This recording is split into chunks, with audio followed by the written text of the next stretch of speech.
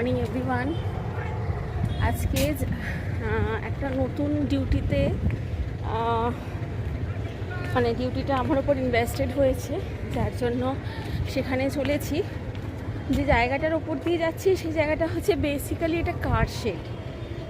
Basically হচ্ছে একটা কার shade, ট্রেনের কার শেড। আমি তোমাদের দেখাচ্ছি।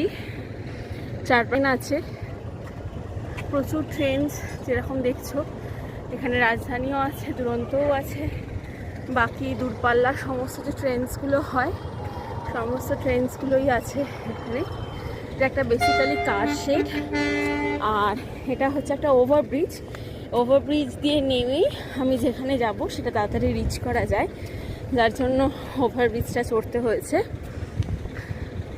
তো সকাল সকাল বেরিয়ে পড়েছি। ঋদ্ধি স্কুলে চলে গেছে। ঋদ্ধির আজকেও এক্সাম চলবে এই উইকে, আর ওর দুটো এক্সাম মোটামুটি বাকি আছে। Good afternoon. আজ আবার যে জায়গাটায় গিয়েছিলাম সেটা আমার ফার্স্ট টাইম। আমি বাড়ি গিয়ে পুরো এক্সপিরিয়েন্সটা সবার সঙ্গে শেয়ার করব। যেহেতু খুব অফিসিয়াল জায়গা, যার জন্য ডকুমেন্টস বা আমার যা কিছু আমি তোমাদের সাথে অনলাইনে শেয়ার করতে পারছি না, কিন্তু ডেফিনেটলি এই এক্সপিরিয়েন্সটা যদি আমার মতো প্রফেশনে কেউ থাকো তাহলে অবশ্যই তার কাছে নতুন বলে মনে হবে। At the same time if she or he has not gone through it, then they will be getting a greater exposure. So now দেখো একটু দেখাচ্ছি।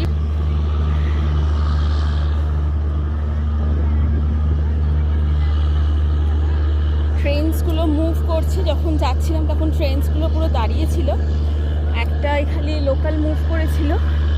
এখন মোটামুটি ট্রেনগুলো সমস্তই এই ট্রেনটা মুভ করছে। তো আজকে তো অনেকটা তাড়াতাড়ি কাজকর্মর একপাপ হয়ে গেল। এখন বাড়ি যাব। বাড়ি গিয়ে দেখি ঋদ্ধির এক্সাম কেমন হয়েছে, সে দেবে তো ভগবানই জানে। দেখা যাক কতটা কি ভালো হয়েছে। ও তো প্রতিদিনই বলছে ভালো দিয়েছি। তারপরে রিপোর্ট কার্ডে গিয়ে দেখা যাবে এমন কিছু সিলি মিস্টেক্স করবে, আর বলার নেই। যাই হোক, চলো বাড়ি যাই। বাড়ি গিয়ে আবার সকলের সঙ্গে কথা বলছি। হ্যাঁ, টাটা। আবার চলে এসেছি, বাড়ি ফিরে গেছি। একটু তাড়াতাড়ি আজকে বাড়ি ফিরে গেছি অন্য দিনের তুলনায়। তো তোমাদের যেটা বলবো বলে তখন বলছিলাম যে এটা আমার একটা প্রফেশনাল এক্সপিরিয়েন্স। যে অনেকেই হয়তো জানো যে আজকে থেকে ICSE 2023 মানে ক্লাস 10 যে বোর্ড এক্সামটা ওটা শুরু হলো, এবং আজকে ওদের ফার্স্ট দিন ছিল, ওদের ইংলিশ ল্যাঙ্গুয়েজ এক্সাম ছিল। তো ফার্স্ট টাইম আমি অ্যাজ সুপারভাইজার কোনো একটা সেন্টারে গিয়ে এক্সামটা পুরোপুরি কন্ডাক্ট করলাম। তো এটা আমাদের প্রফেশনে একটা মাইলস্টোনও বলতে পারো, একটা নতুন এক্সপোজারও বলতে পারো, একটা নতুন এক্সপিরিয়েন্সও বলতে পারো, যে বিভিন্ন রকমের প্রতিকূলতাগুলোকে কিভাবে সরিয়ে রেখে বা অন দ্য স্পট কিভাবে ডিসিশন নিয়ে আমরা কাজ করতে থাকি। তো এটা আমার ক্ষেত্রে আমার কেরিয়ারে এটা প্রথম। মানে এর আগে আমি ইনভিজিলেশনে কাজ করেছি কিন্তু সুপারভিশনে কাজ করিনি। তো এটা আমার ক্ষেত্রে প্রথম, এবং সত্যি কথা বলতে খুবই কোঅপারেটিভ একটা এনভায়রনমেন্ট আমি পেয়েছি, যেখানে মানে একটা কোঅপারেটিভ এনভায়রনমেন্ট যে কোনো একটা কাজ করার ক্ষেত্রেই খুব কন্ডিউসিভ, এবং যেটা আমার ক্ষেত্রেও সেটাই মনে হয়েছে। আচ্ছা, নেক্সট আসছি। আজকে ঋদ্ধির ম্যাথস এক্সাম ছিল। ঋদ্ধি, তোমার ম্যাথস এক্সাম কেমন হয়েছে? কি হয়েছে তোমাকে বলো, সবাইকে বলো যে তোমার ম্যাথস এক্সাম কেমন হয়েছে। আজকে ম্যাথস এক্সামে ফার্স্ট পেপারে ছিল হচ্ছে হাউ লং ইচ অবজেক্টস, তারপরে কি সব ম্যাথস 3 পেপার ক্লিপস দিয়েছে, গুনে লিখতে হবে সেটা। তারপরে দিয়েছে add the fill in the blanks. তারপরে তার দুয়ের পেপারটা দিয়েছে হচ্ছে write is figures from 300 to 400, আর দিয়েছিল রাইট নোটস। সেটাই আমাদের আজকে ম্যাথসের এক্সাম ছিল। আর আমাদের আজকে একটু ভুল কাটটা লেট এসেছিল, কারণ হ্যাঁ, ফুলকার একটু লেটে এসেছে, মানে ওরা একটু দেরিতে বাড়ি ফিরেছে, অ্যাজ এই সমস্ত স্কুলেই এক্সামগুলো স্টার্ট হয়, এবং ফুলকার কাকুরা তো বিভিন্ন স্কুলের বাচ্চাদেরই ড্রপ পিক আপ করেন। তো সেই ক্ষেত্রে কাকু আগে থেকেই জানিয়ে দিয়েছিল যে আজকে একটু দেরি হবে, বা আজকে অনওয়ার্ডসই একটু দেরি হবে। তো যাই হোক, এই হচ্ছে ব্যাপার। মোটামুটি এখন বাজে মোটামুটি 3:10। আমি এসে অল্প কিছু খেয়ে নিয়েছি। এই যে এখনো পর্যন্ত শশার বাটিটা নিয়ে গিয়েছিলাম, কিন্তু শশা এখনো খাওয়া হয়নি। ঋদ্ধিকে বললাম খা, ঋদ্ধি বললো না আমি এক্ষুনি খাবো না, তেতো শশা। তো যাই হোক, শশাগুলোর তো একটা গতি করতে হবে। কালকে আবার আমি যেরকম স্কুলে যাই সেরকম যাবো, আবার পরশু দিন এক্সাম আছে, তখন আবার যেখানে দিতে হবে। তো বিকেলবেলা ইচ্ছা আছে ওকে নিয়ে একটু বেরোবার। তো যদি বেরোতে পারি তাহলে তোমাদের সঙ্গে ব্লগে শেয়ার করবো যে কোথায় গেলাম বা কি দেখলাম। কাছাকাছি যাব কোথাও, এমনি মানে কোনো ভেহিকেলসে চড়েও নয়, পায়ে হেঁটেই যাব।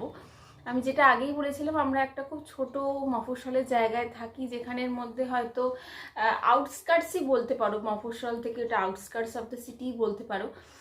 এখানের মধ্যে মানে রিজিয়নাল যে সমস্ত জিনিসগুলো হয় সেগুলো নিয়েই আমাদেরকে এন্টারটেনমেন্টে, সেগুলোই আমাদের প্রধান জিনিস। মানে আমাদের সো কল্ড মল কমপ্লেক্স বা ডিপার্টমেন্টাল স্টোর বা মানে সিনেমা হল, এগুলো আমাদের বাড়ি থেকে খুব একটা কাছে নয়। কিন্তু তাহলেই যে আমরা খুব বেশি করে বোর হই তা নই। আমরা এই সমস্ত, যেরকম আমি সেদিনকে তোমাদের মাকড়চণ্ডী মায়ের মন্দির দেখিয়েছিলাম, তো সেটাও আমাদের রেগুলার ভিজিট, মানে যারা আর কি খুব ডিভোটি, আমি নই, যাই হোক তারা ভিজিট করে বা দেখে করে। তো যাই হোক, সমস্ত জায়গার লাইফস্টাইলটা ঠিক সমানভাবে হয় না। সেটা জায়গার ওপর, জায়গার পারিপার্শ্বিক যেরকম থাকে তার ওপর তো অনেকটাই সেটা প্রভাব ফেলে। এটা তো খুব আনকোয়েশ্চেনেবল ফ্যাক্ট, এবং এটা খুব আনডিনায়েবল ফ্যাক্টও। তো যাই হোক, আমি আজকে এই পর্যন্ত এখন রাখছি। আবার সকলকে শুভ সন্ধ্যা জানাই। আজকে যে সবাই বলছিলাম দুপুরবেলা যে আজকে যদি একটা জায়গায় যাই তাহলে তোমাদের দেখাবো। আমাদের এখানে একটা মঠ আছে, হ্যাঁ, মঠটা বেলুড় মঠের সঙ্গে সংযুক্ত। তো মঠের পরিবেশটা এত সুন্দর না, দেখতে পাবে তোমরা, দেখো মঠের পরিবেশটা এত সুন্দর। এই শীতকালটা এখানটায় পুরোটা ফুল হয়ে পুরো ভর্তি থাকে। এখনও ফুল এখানে আছে, যেরকম দেখতে পাচ্ছ এগুলো সূর্যমুখী ফুল। তারপরে আমি তোমাদের দেখাচ্ছি, সানফ্লাওয়ার আছে। আচ্ছা রিদ্ধি চলো। এই ফুলগুলো এখন শুকিয়ে গেছে, ডালিয়াগুলো। মানে শীতকালের সময়তে ভীষণভাবেই এগুলো ছিল, মানে এগুলো থাকতো। তো এখানকার এই মঠের সঙ্গে আমাদের পরিবারটা যুক্ত, মঠের বিভিন্ন কাজকর্মের সঙ্গে যুক্ত, যার জন্য এখানে দেখো ফুলগুলো এত সুন্দর না, এত সুন্দর লাগে। মানে শীতকালে এলে ফুলগুলো আরও বেশি ভাইব্রেন্ট থাকে। এখন তো মোটামুটি একটু সন্ধে হয়ে এসেছি আমরা, যে মঠটাকে তোমাদের একটু দেখাবো। আর সিরিন, একটা খুব সিরিন অ্যাটমসফিয়ার। হ্যাঁ, আমি সব ফুলের নাম জানি না বাবা, কিন্তু ফুলগুলো খুব সুন্দর লাগে। হ্যাঁ দেখেছ, হ্যাঁ ওটা নয়নতারা। বুঝেছিস বউ, তুই এখানে দাদার সঙ্গে আসিস? হ্যাঁ, দাদার সঙ্গে ভাই, তারপরে এইগুলো আরো হচ্ছে এইগুলো এত সুন্দর এখানটা লাগছে, দেখুন এই ভাইব্রেন্ট ফুলগুলো, এই কাগজ ফুলগুলোর রঙগুলো এত সুন্দর লাগছে, কি বলবো। আমি বলছিলাম না আপনাদের যে একটা জায়গায় যদি যাই তাহলে দেখাবো। আসলে এসে একটু টায়ার্ড হয়ে পড়ে আর তখন আর বেরোতে ইচ্ছা করে না। কিন্তু আজকে যেহেতু একটু তাড়াতাড়ি ফিরেছি, তখন ঋদ্ধিকে তাই বললাম চল একটু রেডি হয়ে নেব, রেডি হয়ে নিয়ে আমরা একটু যাব। এইটা হচ্ছে মঠের বিল্ডিং, আর এইটা হচ্ছে এখানেই হচ্ছে উপাসনা গৃহ। হ্যাঁ, এটা বিট কালার দেখতে, এখানটা একটা ছোট্ট ফুল হয়েছে। চলো, এটা হচ্ছে ছোট ছোট।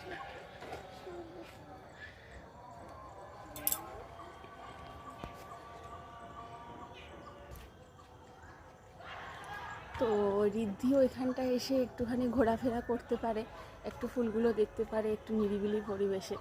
তো আমারও একটু আসতে অবশ্যই ভালো লাগে, কিন্তু সব সময় তো আর মানে সময় অবসর কোনোটাই সব সময় হয়ে ওঠে না। তাই আচ্ছা তুমি ওখানে বসো, অসুবিধা নেই।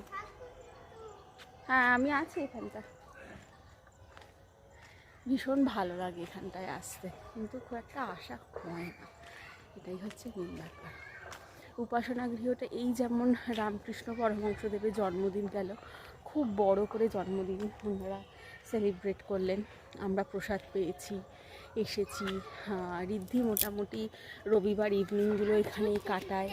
ওর দাদু ঠাকুমা আসে, দাদু ঠাকুমা মঠের বিশেষ ভক্ত, তো দাদু রোজকারই আসেন মঠে, আজকেও হয়তো এখনই আসবে, আমরা তার আগে বেরিয়ে এসেছি। কিন্তু ঠাকুমাও আসে। দাদাকে আজকে সারপ্রাইজ দিবি? চমকে যাবে। আচ্ছা চ আমরা একটুখানি উপাসনা গৃহটার মধ্যে গিয়ে একটু বসি নাকি?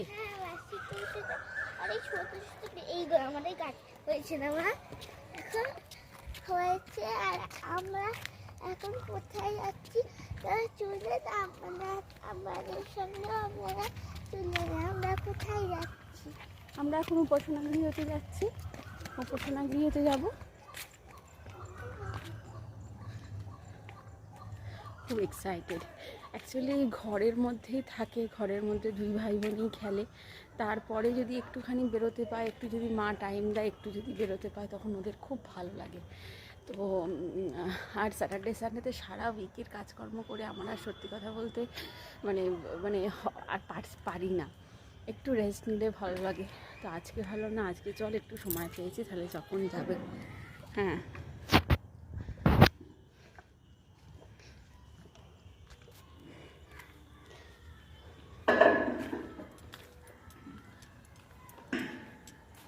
এই দেখ, তুই থাকবি দাদার সঙ্গে ভিতরে গিয়ে একবার চলো, একবার ভিডিওটা করে নিই, তারপরে আমরা আবার বাইরে বেরিয়ে আসবো।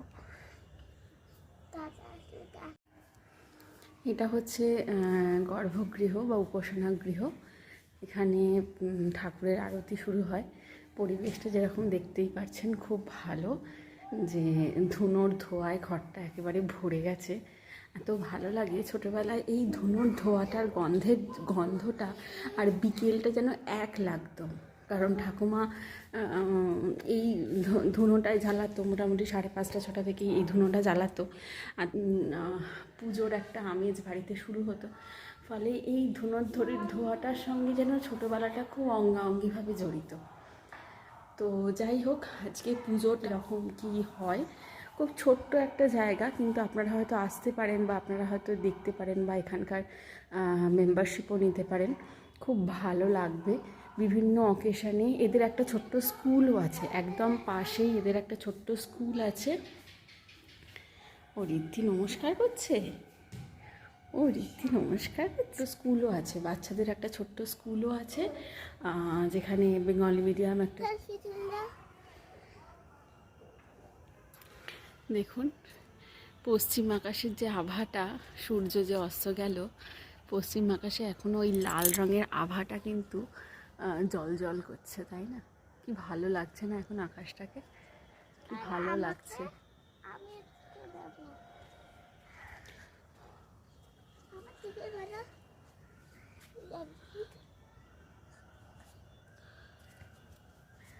এই ফুলগুলো বাবু দেখ কি সুন্দর।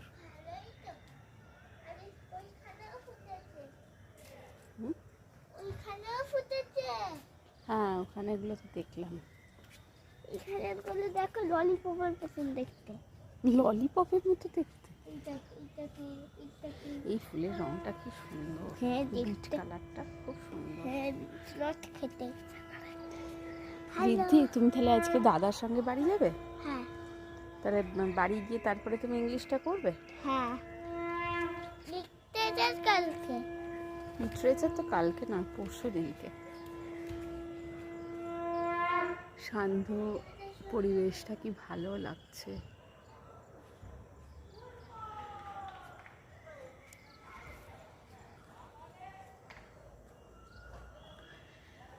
অনেক দিন এইরকমভাবে নিজের সঙ্গে বা মেয়ের সঙ্গে সময় কাটানো হয় না। আজকে এখানটায় এসে আমার বেশ ভালো লাগছে যে সেই প্রত্যেক দিনের একটা টাইম টু টাইম একটা শেডিউল, একটা ঘোড়দৌড়, একটা এই সময়ের কাজ সময় কমপ্লিট করতে হবে, তার একটা ভীষণভাবে একটা চাহিদা বা ভীষণ একটা একটা খুব মানে সেটা না করলেই নয় আর কি। মানে খাওয়ার সময় খাওয়াটা পাওয়া যাবে না যদি না তুমি ঠিক সময় রান্না করো, বা তুমি ঠিক সময় রেডি হতে পারবে না যদি না তুমি ঠিকঠাক সময় ঘুম থেকে ওঠো।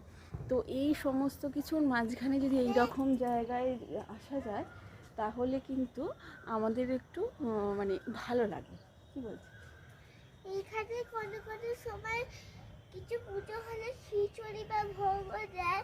বা আমি অনেকদিন দেখছি, আমি যখনই বসে থাকি আমার দাদু মঠ থেকে ফল নিয়ে এসে আমার হাতে দেয়, আমি সেই করে কখনো সময় খাই।